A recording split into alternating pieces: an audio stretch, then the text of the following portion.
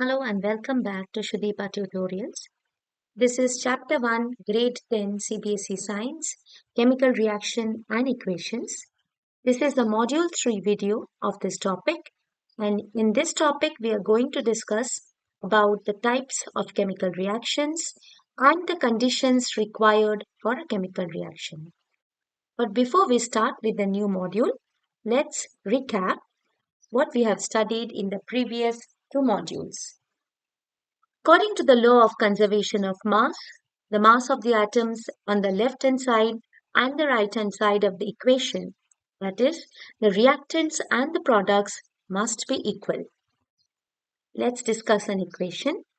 H2 plus O2, that is hydrogen and oxygen, produce water.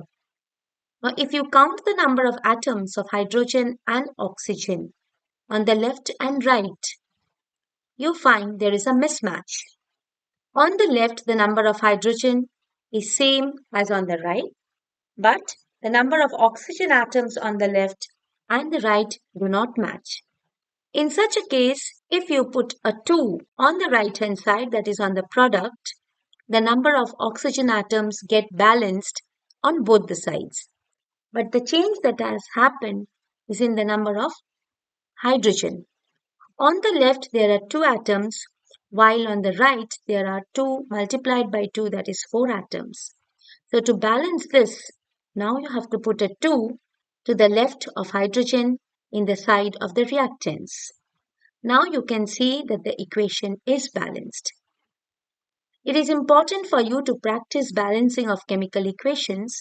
For that, you can visit my module video 2 of this topic. Now let's start with today's module content.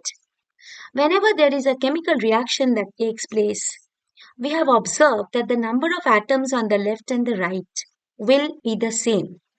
That means neither the atoms are coming from elsewhere nor the atoms of the reactants are going out anywhere. Therefore, what happens is they are creating new chemical bonds. And how do these bonds take place? Let us see through an example. This is the equation that we have studied just now. Here you can see the movement of the electrons around the nucleus of an atom. These are hydrogen atoms. There is 1 electron in the outermost shell. Now let's see oxygen. Oxygen has 8 electrons in the 2 shells. In the first shell closest to the nucleus, that is the K shell, it has 2 electrons, while in the next shell, that is the L shell, it has 6 electrons. For any element to be stable, it should have either 2 electrons or 8 electrons in its outermost shell. To remind you once more, it has to complete an octet or duplet configuration. But in this case, if you see them separately, hydrogen lacks 1 electron while oxygen lacks 2 electrons in their outermost shells to complete the duplet or the octet. Now see what hydrogen and oxygen do. One of the atoms of hydrogen pairs up with oxygen while they share 1 electron with each other. Therefore, hydrogen now has 2 electrons and oxygen has 7.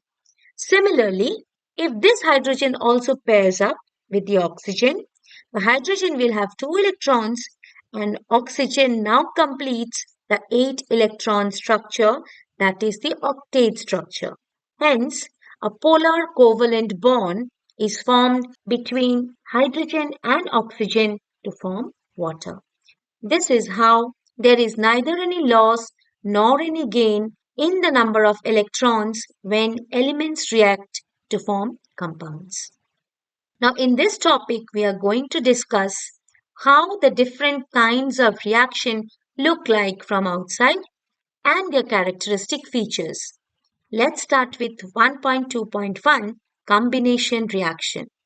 Calcium oxide reacts or combines with oxygen and it produces calcium hydroxide. If you look at the equation, CaO, calcium oxide, also called as quicklime, reacts with water to form calcium hydroxide which is also called as slaked lime. Remember these two names, they are often asked in MCQs. Now, you observe that calcium oxide reacts with oxygen. That is, two compounds react, but what they are forming is a single compound, that is calcium hydroxide. Such reactions, where two or more reactants lead to the formation of a single product, is called as combination reaction. I think it is very easy for you to remember because the word combine means synthesis or bringing together. Now, there is something that you have to note in this equation that's given in your textbook. Calcium oxide plus water forms calcium hydroxide plus heat. This is very important. If you look at this image, you can see the evolution of heat in the form of steam. We are going to discuss shortly about this, but before that, let us discuss some more examples of combination reactions. Carbon. You can take the example of coal. When it is burnt, whenever any substance is burnt, that means it has to react with oxygen. Similarly, you can see carbon reacting with oxygen to produce carbon dioxide. Carbon is a solid, while oxygen and carbon dioxide both are gases. Here also, two elements produce one compound. Now let's look at the next example. Hydrogen and oxygen, two gases, react to form a liquid. Why I'm mentioning the state of the reactants and the products is you already know that to complete an equation or to give complete information about an equation, it's very important that we also mention the state of the reactants and the products. So these are a few examples, that is burning of coal and the formation of water. Now before moving into more of content, you try to solve how oxygen, carbon, and also oxygen and hydrogen react to produce the compounds carbon dioxide and water.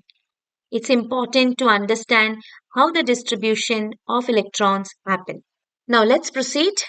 We are going to discuss this, a solution of slaked lime produced by the reaction which is used for whitewashing. Calcium hydroxide plus carbon dioxide. Just now we have seen how calcium hydroxide is formed.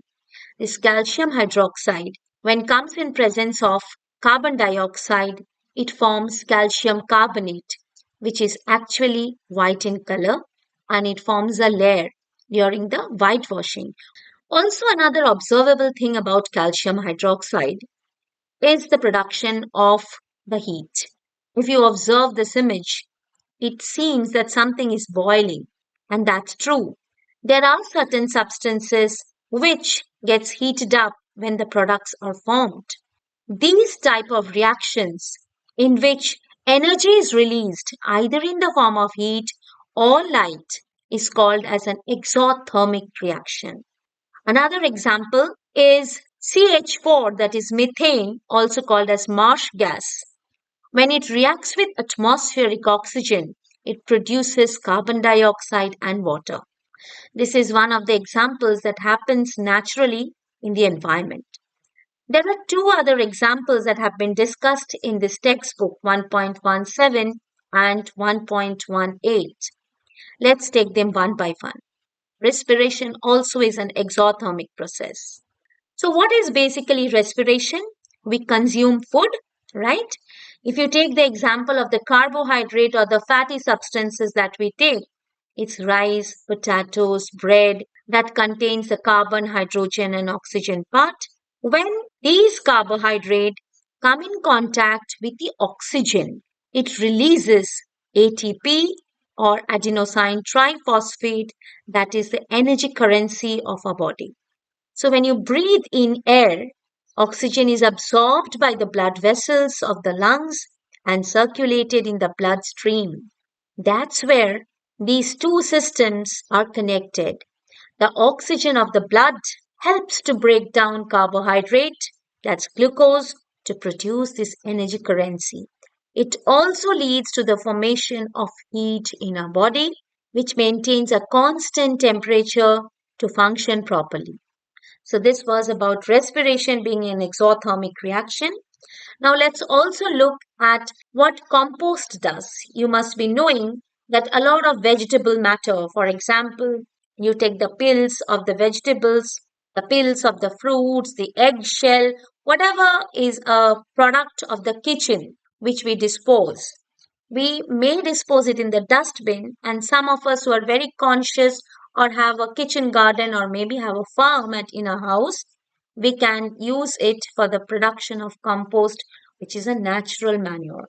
These organic substances are dumped inside a bin or a part of soil that is dug out and it's covered with the mud. What gradually happens is the decomposition through the microorganism, which releases a lot of heat. So these are two examples that we can connect with in the real life. Now let's proceed with the next type of chemical reaction, 1.2.2, that is decomposition reaction. So the previous one was combination, which means synthesis or putting together. Decomposition is just the opposite. And if you're guessing that it's a breakdown, then it's completely correct. So in decomposition reaction, for example, ferrous sulfate, which is green in color, when it's heated, it produces ferric oxide, sulfur dioxide, and sulfur trioxide. There are a few notable things over here. First, the reaction takes place in two steps. And how is it? Ferrous sulfate is FeSO4.7H2O. That is, it has 7 molecules of water of crystallization. These are molecules of water which a substance can absorb, and it is present with this substance in a very loose combination. You can see there's a dot between FeSO4 and H2O. That's called the water of crystallization. So when this is heated, it produces ferrous sulfate and 7 molecules of water. These water molecules that were there have just been separated by the heat. Now let's look at the next step. Ferrous sulfate, when the heating process continues, it produces ferric oxide, that is Fe2O3, sulfur dioxide, SO2, and sulfur trioxide, SO3. Dioxide has 2 atoms of oxygen, trioxide has 3 atoms of oxygen. So as you can see over here, equation 1.19 can be broken down into these 2 steps. What is also noticeable over here is the color change. Whenever there are water of crystallization, there is always a tendency of these substances to change colors as the water of crystallization disappears and they finally get converted to a different substance on being heated. So these are the color changes that you can note over here in this chemical reaction. So what is also notable over here is one substance breaks down to produce multiple substances. Let's take one more example. Calcium carbonate, that's limestone, when heated forms quicklime, that is calcium oxide and carbon dioxide. This is also another example of decomposition reaction. Please note the color change that happens when calcium carbonate is gradually heated. In the test tube, you can observe the 3 colors. Now, a chemical reaction in which one reactant breaks down into 2 or more products, this is called as decomposition reaction. We'll see a few more examples of thermal decomposition reaction. Thermal decomposition is one in which heat is required for the purpose of this reaction to proceed. So in this activity 1.6, you take 2 grams of lead nitrate powder. This lead nitrate powder is actually white in color, and when you heat this, it produces lead oxide, that is yellow in color, also accompanied by the production of a gas, nitrogen dioxide. You can see it is reddish brown. The body of the test tube inside has become reddish brown in color. It also produces oxygen. Therefore, lead nitrate produces 3 products: lead oxide, nitrogen dioxide, and oxygen. Similar phenomena happens when lead nitrate is heated.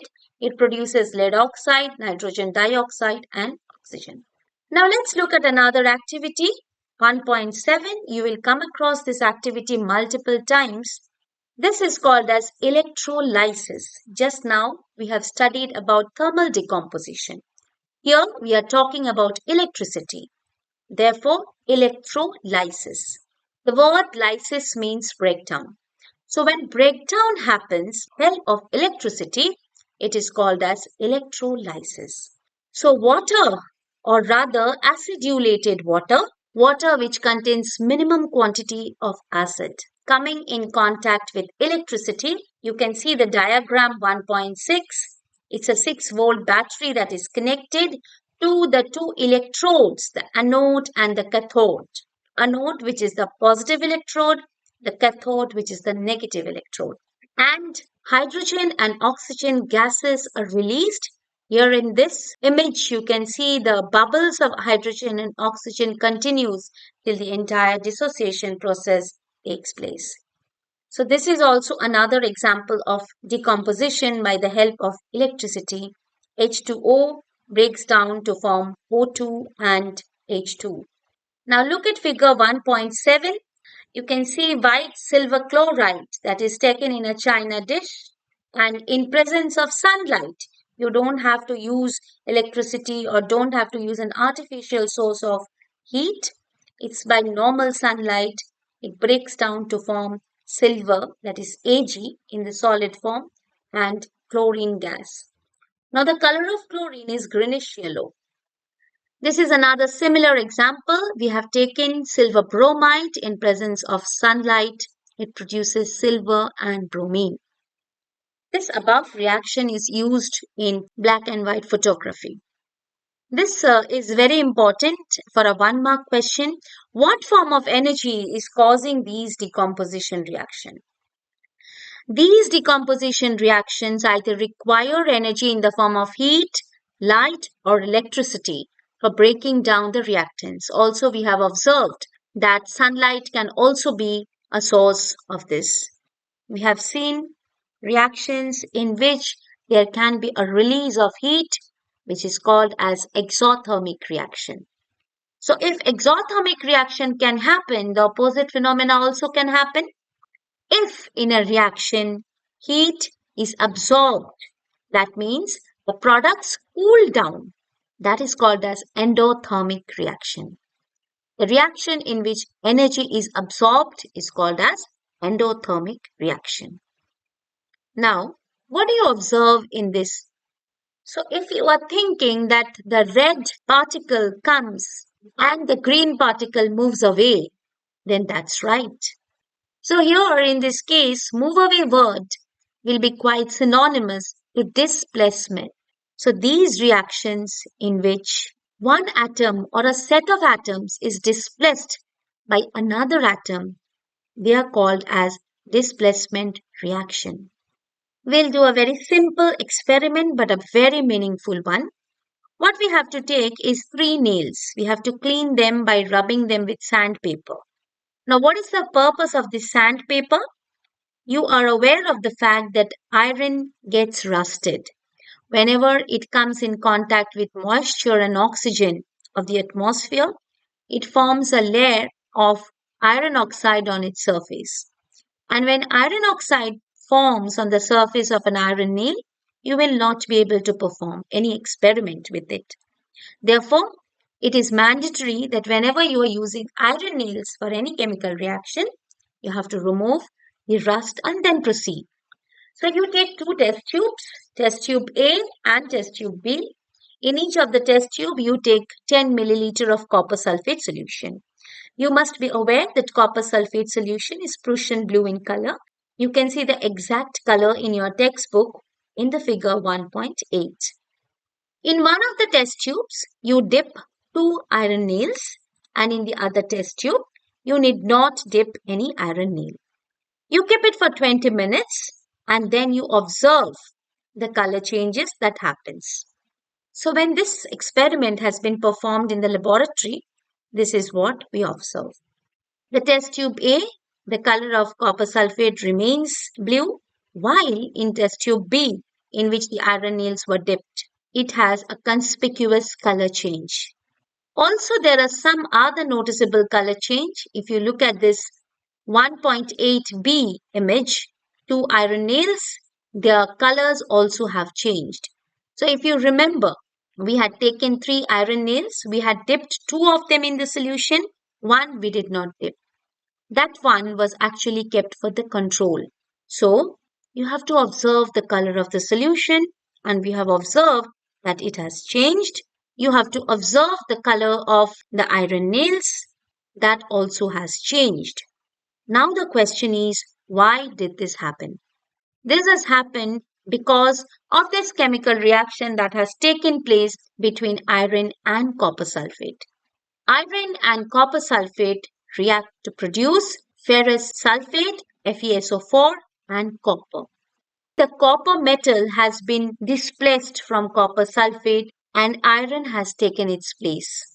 This copper forms as a deposit on the iron nail and therefore the color of the nail changes. Similar displacements take place in the following equations that are given below. Zinc plus copper sulfate forms zinc sulfate and copper.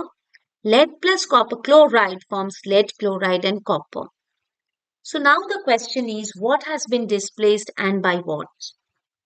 To answer this, we have to dig deep into this. This is called the metal activity series. A very genuine question that can come is, why is one capable of displacing the other? That means, if you are sitting on a place and somebody comes and pushes you, it must be that the person is stronger than you and you could not fight back. That's what is happening among these elements as well. You see here iron. Look at the position of iron and also observe the position of copper. Copper is way below iron. Also, if you look at the position of zinc and the position of copper for the second reaction, the position of lead and the position of copper for the third reaction, 1.25 and 1.26. In all the cases, copper seems to be a weaker metal in the metal activity series, and that is the reason why iron or zinc or lead is able to displace copper in all the above. So such reactions in which one atom or a set of atoms displaces the other is called as the displacement reaction. Now the next observation is this image. So what happens over here is it's kind of crisscross that happens. So both of them have some partner, but the partners are new. So such a reaction is called as double displacement reaction. It is just an addition of the word double, in which a reaction that involves the exchange of ions between two reactants to create two new molecules. In the previous case, there was one new molecule and one element that was released, like for example copper in the above three cases. Now let's look at this experiment. That's the formation of barium sulfate and sodium chloride. So sodium sulfate reacts with barium chloride. Both are in aqueous state. The meaning of AQ or aqueous means sodium sulfate has been added to water, that is distilled water. Similarly, barium chloride, a solution of water and barium chloride has been formed to produce the aqueous solution. When these two aqueous solutions react, they form these compounds, barium sulfate and sodium chloride. Now look at these three beakers. You can see sodium sulfate is being poured, also in the figure 1.9 of your textbook. So sodium sulfate is gradually poured or added with the barium chloride solution. What is formed as a product is barium sulfate. This barium sulfate gradually turns the color of the solution milky. Such solutions are very special. These are called as precipitation reactions, in which a particular substance formed do not dissolve so easily. Therefore, there is always a color change or maybe a scummy substance that is formed and which settles down at the bottom of the test tube.